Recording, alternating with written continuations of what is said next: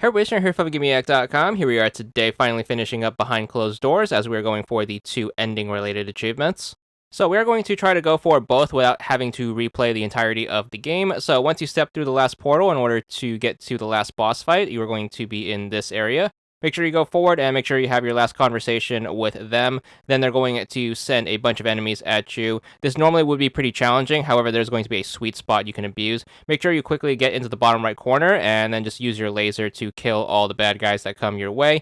You're going to have a timer in the upper right. All you have to do is just make sure you try to survive until that thing runs out. So as you can see, this is going to be a very nice sweet spot that you can abuse because enemies are not going to spawn from your side nor behind you, so you can just keep your back to the wall and then just keep firing away. Do keep in mind, as that clock is ticking down, the enemies are going to increase in density, so make sure you try to keep up on your swing. Make sure you are swinging the laser back and forth as quickly as you can, and that way you can kill them as they are spawning in. Even though this is going to be a really great sweet spot, you may or may not have a straggler come in and get the jump on you, so make sure you are consistent in your laser swing. The entirety of the fight is going to only be a minute and a half or so, so nothing terribly long, and thankfully you are going to have that timer up the whole time so you can keep track of your progress, and then hopefully you can survive all the way.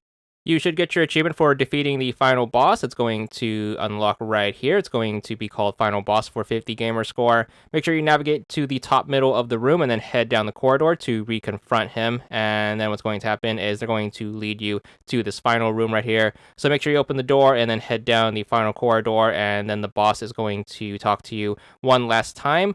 More importantly, you're going to be given a choice of ending right here. So you're going to be given the option to kill the lost soul or to let the soul go. For this first playthrough, we're going to kill it, and that's going to get you the was it the right thing to do ending and achievement. It's going to be for 90 gamer score. Make sure you stay on the pause menu and then make sure you choose quit to main menu. Then you're going to want to choose continue, which is going to reload you at the last checkpoint, which is going to be right before the final boss fight. So make sure you go up and then you're going to start the fight again by talking to the lost soul. Make sure you do the same strategy as last time. Make sure you get into that bottom right corner and then just run the clock out. It's being super defensive right here.